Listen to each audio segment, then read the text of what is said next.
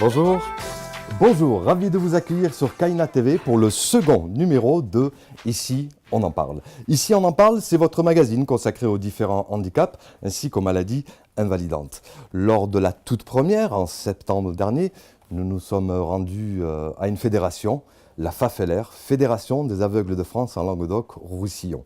À l'issue de celle-ci, je vous ai annoncé que le second numéro se ferait à l'UNAFAM 34, l'Union nationale des amis et des familles des personnes malades ou en situation de handicap psychique. Après 3 mois de préparation et de multiples contacts avec les membres du bureau de l'UNAFAM 34 pour préparer le plateau, à une semaine de l'enregistrement, nous recevons un mail très bref déclinant leur participation à cette émission sans donner la moindre explication malgré les relances de notre attaché de communication. Toute l'équipe de Ici on en parle se joint à moi pour souhaiter une bonne continuation à l'UNAFAM 34. À Kaina TV, on ne se laisse pas démoraliser pour autant et nous continuons de travailler pour vous présenter les différentes structures qui œuvrent chaque jour auprès des personnes en situation de handicap et de leurs familles. Pour ce numéro du mois d'octobre, nous vous proposons de faire connaissance avec une association qui gère pas moins de 23 associations et services à Montpellier, Grabel, Lunel, Saint-Martin-de-Londres, Villeneuve-les-Maguelones ainsi que à Castelnau-le-Lez. Cette association n'est autre que l'APEI du Grand Montpellier. Tout de suite, je m'en vais rejoindre Alain Combe, président de l'APEI du Grand Montpellier, qui a eu la gentillesse de nous recevoir ici au sein de son siège. Bienvenue, ici, on en parle.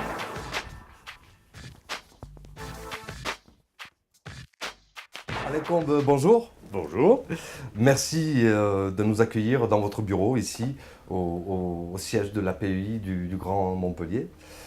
Alors, vous gérez pas moins de 23 établissements et services qui accueillent à quelques chiffres près, parce que cela varie en fonction des situations et des périodes au cours de l'année. Des sortants. Exact. Alors, vous accueillez à peu près 1012 personnes, vous accompagnez 510 familles. L'APEI du Grand Montpellier, c'est aussi plus de 500 professionnels qui travaillent chaque jour. Exact. Alors, concrètement, quels sont les objectifs et les volontés de l'APEI du Grand Montpellier? Vaste programme. Une question qui va être difficile à condenser dans ma réponse. Bon, d'abord, moi aussi, je vous dis bonjour et merci d'être venu. Merci surtout de votre intérêt pour notre cause, parce que c'est vrai qu'aujourd'hui, la cause du handicap en général et du handicap mental en particulier, c'est pas, comme on dit, je crois, véritablement bankable, c'est le mot qu'on utilise. Donc merci de votre visite et de votre intérêt. Alors, quels sont nos objectifs? Si on doit vraiment résumer, je dirais que l'essentiel pour nous, c'est de redonner de l'espoir à ces familles qui viennent d'avoir le grand choc de leur vie en apprenant que venait d'arriver dans la cellule familiale un enfant frappé d'un handicap mental. D'autant que le handicap mental, on ne sait jamais véritablement de ce que ça peut être. Alors nous, dans notre association, nous sommes très ciblés sur précisément le champ du handicap mental, sachant que le handicap mental, pour nous, va se définir comme étant avec principalement une déficience intellectuelle. Ce qui peut s'accompagner de troubles associés, c'est-à-dire qu'il peut y avoir des handicaps psychiques, des handicaps sensoriels, des handicaps moteurs, des handicaps physiques, mais la dominante restera la déficience intellectuelle. Et là, notre APUI, comme les 550 autres associations parentales du mouvement Une API, sont véritablement ciblées dans le champ du handicap mental. Alors, nos objectifs, je vous dis, c'est de redonner de l'espoir à toutes ces familles et de leur dire que si elles nous écoutent, si elles ne restent pas isolées, si on se réunit, à la fois on peut être militant d'une cause qui peut être une belle cause, on peut faire évoluer les choses et on peut surtout leur prouver, parce qu'on a une légitimité puisque nous sommes parents nous-mêmes, on peut leur prouver qu'il est possible, avec des bons professionnels recrutés, avec une expérience, une qualification, on peut arriver à écrire une belle page de vie pour leur enfant. Il y a des projets de vie qui sont possibles. C'est donc pas le désastre total. Alors justement, concernant ces projets de vie, parmi les établissements que vous gérez, certains sont dédiés à l'accueil des enfants et adolescents. Alors, quel type de programmes sont dispensés ? Alors, puisqu'on parle des enfants, l'objectif, c'est d'essayer de dresser avec les familles un projet véritablement individualisé qui va, en fonction du niveau d'autonomie et de la gravité du handicap, aller aussi bien simplement, c'est peut-être pas le mot qui convient, mais avec, là encore, des techniques très particulières, la découverte de leur corps, des pré-apprentissages ou un accompagnement dans les besoins élémentaires de la vie, si vous voulez. C'est parfois très très compliqué et très très long. Faire sa toilette, s'habiller, manger, dans certains cas, c'est vraiment... Et cela varie individuellement. Très, très compliqué. Et on peut aussi, ça nous arrive, et fort heureusement, les accompagner, pour certains d'entre eux, dans des apprentissages scolaires. Nous avons la possibilité, dans nos 3 IME, Instituts médico-éducatifs, nous avons passé des accords avec l'Éducation nationale et nous avons donc des contrats avec des enseignants de l'Éducation nationale qui sont spécialisés et qui permettent de faire les pré-apprentissages scolaires, lire, écrire, compter. Donc voilà, en fonction du niveau, véritablement, on peut avoir des projets individualisés. Et tout ceci se fait au sein de classes ou d'ateliers en fonction de leur âge. La plupart sont en internat ? Alors, là, vous me parlez du secteur enfant. Secteur enfant et adolescent. Secteur enfant et adolescent, c'est très compliqué, aussi bien pour les enfants et adolescents que pour les familles. Ça peut être vécu comme un abandon pour les familles. C'est très douloureux. C'est vrai pour tout enfant ou tout adolescent. Alors que c'est encore pire. Ces structures sont là pour leur apporter justement une autonomie. Alors attendez, oui, mais faut-il encore qu'ils soient réceptifs ? Donc là encore, véritablement, c'est personnalisé et la notion d'internat vient pour certains à un certain moment, pour d'autres plus tard, parce que précisément ce sont des enfants.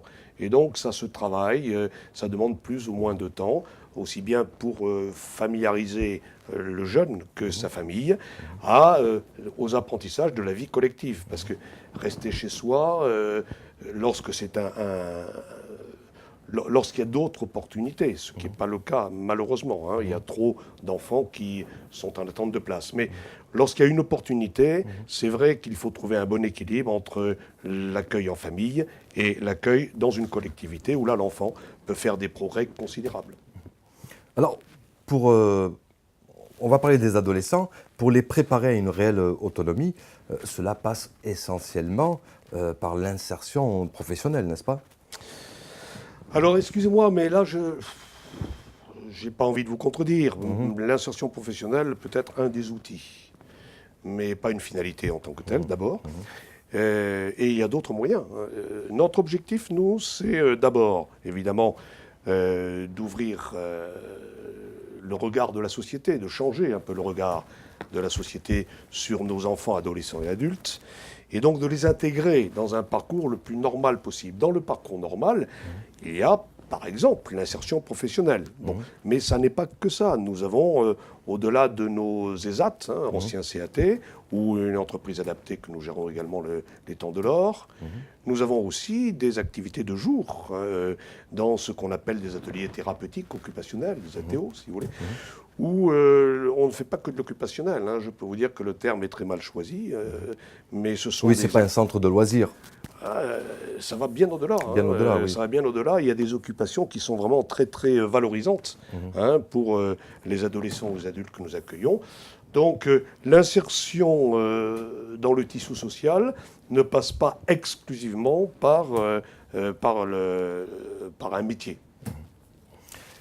Alors, justement, pour ceux qui sont donc les adultes ou les jeunes adultes, parmi les établissements que vous gérez, il y a 3 ESAT, 3 établissements et services d'aide par le travail. C'est ça.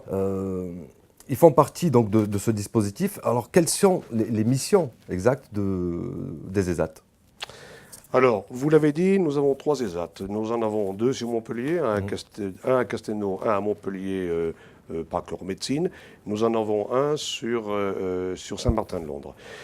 Nous sommes porteurs, nous, d'une lecture, on va dire un petit peu personnelle des textes, parce que si on n'a pas les valeurs que nous avons et que nous défendons haut et fort, effectivement, on peut attendre d'un ESAT qu'il soit un sas de transition entre le milieu protégé et le milieu ordinaire. Donc l'objectif, c'est effectivement de faire en sorte que le plus vite possible, et tous, si possible, nos travailleurs handicapés en ESAT, puissent ensuite trouver une place dans le milieu ordinaire du travail. C'est oublier un petit peu vite que nous sommes, comme je vous le disais tout à l'heure, dans le champ du handicap mental. Et donc dans le champ du handicap mental, c'est encore plus compliqué. Surtout si en plus il y a des troubles associés, tels que des troubles psychiques, si vous voulez. C'est très compliqué et force est de constater que nous avons un taux d'insertion dans le milieu ordinaire du travail qui est très inférieur à 2%. Donc il faut quand même rester, comme on dit, raison gardée. Il faut être calme sur le sujet. Notre objectif donc, ça n'en est pas véritablement pour nous l'insertion dans le milieu professionnel. Bien entendu, quand c'est possible, on va tout faire pour ça. Mais notre objectif, c'est surtout d'utiliser la notion de travail, non pas comme une finalité en tant que telle, mais comme étant un outil de rééducation et d'épanouissement de la personne. D'où la complexité, si vous voulez, pour nous et surtout pour nos directeurs d'ESAT, parce qu'à la fois, on leur demande de garder un équilibre du budget entreprise, puisqu'il y a 2 budgets dans un ESAT, le budget d'aide sociale, si vous voulez, et puis le budget d'entreprise. Le budget d'entreprise, ils ont mission de l'équilibrer avec une population qui a une capacité réelle à travailler, qui est souvent très très loin, même de la barre des 30% prévue par le législateur. Donc c'est compliqué, mais c'est un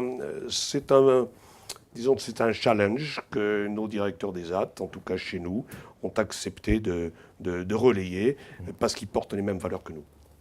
Alors, justement, on va rester sur les ESAT. Tout à l'heure, j'ai cité des chiffres, mais comme vous m'avez dit, cela varie en fonction des périodes et des situations. À peu près, approximativement, combien d'adultes ou de jeunes adultes vous suivez actuellement dans les ESAT?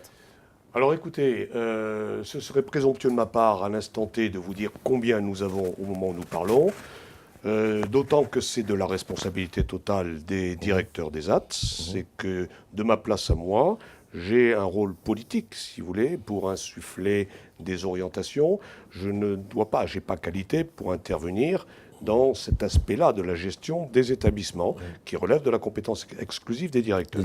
Ce que je peux vous dire, par contre, c'est que si ce nombre évolue, parce qu'on colle toujours, obsessionnellement, j'ai envie de dire, au respect du projet de chacun. Donc le projet de chacun fait qu'à un moment donné, il y en a un qui va rentrer, il y en a un qui va sortir. Bon. Donc je préférerais, en termes de chiffres, vous parler des agréments, de ce qui nous a été autorisé dans nos ESAT. Donc nous avons, pour ce qui concerne les ESAT de Saint-Martin-de-Londres, nous avons un agrément à hauteur de 65 travailleurs handicapés. celui de la Croix-Verte, À Montpellier, Parc en oui. médecine, ici. Nous avons un agrément de 79 travailleurs handicapés, et celui de Castelnau, les Athlètes-en-Vol, nous avons un agrément de 130 personnes handicapées. Voilà, si vous voulez, mais c'est merveilleux, c'est une expérience extraordinaire. Quand on voit ce que nos professionnels arrivent à obtenir de tous ces travailleurs handicapés, quand on voit la fierté de ces travailleurs handicapés, quand ils arrivent à réaliser qu'ils ont bien fait le travail qu'on leur a demandé, c'est des aventures merveilleuses sur le plan humain. Alors justement, là on va passer aux entreprises. Alors est-ce que les entreprises avec qui vous collaborez, est-ce qu'elles recrutent parmi les personnes en ESAT et est-ce qu'elles s'impliquent réellement? Parce que Bon. vous avez des partenaires quand même avec Alors, oui. l'entreprise avec son Oui. partenaire. Oui, nous pouvons effectivement considérer que les entreprises avec lesquelles nous travaillons régulièrement sont des entreprises qui ont découvert ce que pouvait représenter la plus-value, pas simplement pour le travailleur handicapé, mais aussi pour l'entreprise elle-même, pour le climat dans les ateliers, la plus-value d'accepter un travailleur handicapé en détachement. Hein, mais avec une préparation, avec un accompagnement. Parfois, on leur demande tout simplement de nous sous-traiter un certain nombre d'activités. Et là, ils se rendent très vite compte que les problèmes en interne restent internes et qu'en réalité, nous respectons parfaitement les cahiers des charges en termes de qualité de la prestation ou du produit et en termes de respect des délais. Donc on arrive à les convaincre. Alors je sais que vous menez de front un combat dont on parle peu ou pas d'ailleurs. Il s'agit des personnes en situation de... vieillissantes. Exact, ouais. Qui atteignent l'âge de la retraite. Oui. Vous en êtes où à ce niveau? Très heureux. Ah. Très heureux. Donc ça avance. Oui, vraiment ça avance. On vient de très très loin parce qu'on était un des rares départements dans l'Hérault à avoir pris beaucoup de retard sur le sujet. Et pendant des années et des années, nous avons milité pour faire accepter l'idée que la réponse EHPAD ne pouvait pas être la réponse unique pour tout le monde arrivé à 60 ans. Vous savez, vous l'avez entendu peut-être dire, mais c'est vrai qu'à 60 ans, au 12e coup de minuit, le statut de la personne handicapée disparaît et la personne devient relevant du dispositif des personnes âgées. Bon, donc réponse unique, c'était l'EHPAD. Donc il a fallu des années pour faire comprendre que nous qui portons le respect du projet de chacun, un projet de vie qui ne peut pas être le même que celui du voisin, eh bien ça y est, nous sommes entendus, c'est-à-dire que déjà depuis 2 ans, il y a un gros travail qui est fait avec les services du département. Conjointement également avec l'ARS. Il vient d'y avoir au mois d'août dernier un appel à projet dans le cadre de la nouvelle réglementation sur ce sujet précisément. Nous avons déposé un projet, notre propre projet là-dessus, mais ça y est, en fait, la situation a beaucoup évolué et nous avons maintenant aujourd'hui la possibilité de nous faire entendre sur un panel beaucoup plus large de réponses qui ne soient pas réservées uniquement à l'EHPAD. Ça veut dire le maintien dans des unités dédiées dans un EHPAD, d'une unité spécifique pour les personnes handicapées. Ça pourra être dans nos propres foyers, maintenir dans des unités développer peut-être de nouveaux services. Voilà, pour les personnes. Nous sommes dans le partenariat. Concrètement, un nouvel établissement, est-ce qu'il verrait le jour? Alors là, dans le département de l'Hérault, ça n'est pas l'actualité. Un établissement spécialisé pour uniquement les personnes handicapées vieillissantes, il y a un grand débat, il y a une grande polémique. Je ne vais pas m'attarder là-dessus, on peut avoir une idée, mais en tout cas, ça n'est pas programmé. Si déjà, nous arrivons effectivement à retarder de 5 ans de plus, ce qui est acté par l'Assemblée départementale, nous avons 5 ans de plus déjà pour pouvoir trouver d'autres réponses que la seule réponse EHPAD quand on a la certitude que c'est suicidaire, si vous voulez. Bon. Donc nous avons la possibilité de monter des projets, les pouvoirs publics nous accompagnent, qui donnent d'autres types de prise en charge que le seul EHPAD. On a déjà quand même pas mal avancé. La question d'une maison de retraite spécialisée pour les personnes handicapées, il y a du pour, il y a du contre, on verra plus tard. Ça viendra peut-être un jour. Ça viendra peut-être un jour. Est-ce que c'est souhaitable? Je ne sais pas, on en reparlera. Si des entreprises ou des familles veulent entrer en contact avec l'APUI du Grand Montpellier, Comment font-ils? Ils sont les bienvenus, d'abord. Ils vont découvrir ce que c'est que vraiment dérouler un tapis rouge. Et donc, pour entrer, le site internet APUI des Grands Montpellier. Et là, ils vont tout comprendre. Il n'est pas, bon, c'est pas un grand succès technique. On fait ce qu'on peut avec ce qu'on a. On n'est pas des spécialistes, mais bon, on accepte la critique. Mais déjà, cette entrée par le site, vous verrez, vous donne beaucoup de réponses, qu'il s'agisse du siège de l'association ou de l'ensemble des établissements que nous gérons. Et puis concernant le tapis rouge, eh bien, on en a fait l'expérience. Merci Alain Combe pour votre accueil si chaleureux. Merci. Un grand merci également à Nadège Galliardo, secrétaire de l'association, qui a facilité notre travail. Et Pierre Guéraud, notre directeur général. Exact. Et son équipe. Et son équipe. Qui, voilà, ils nous ont facilité le travail en participant à la mise en place de ce plateau. Prochain numéro de Ici, on en parle, ça sera en fin novembre. Je vous dis à très vite. Et d'ici là, n'oubliez pas que dans chaque société, on rencontre des personnes en situation de handicap, mais ce ne sont pas toujours celles que l'on pense. Bye bye. Bravo.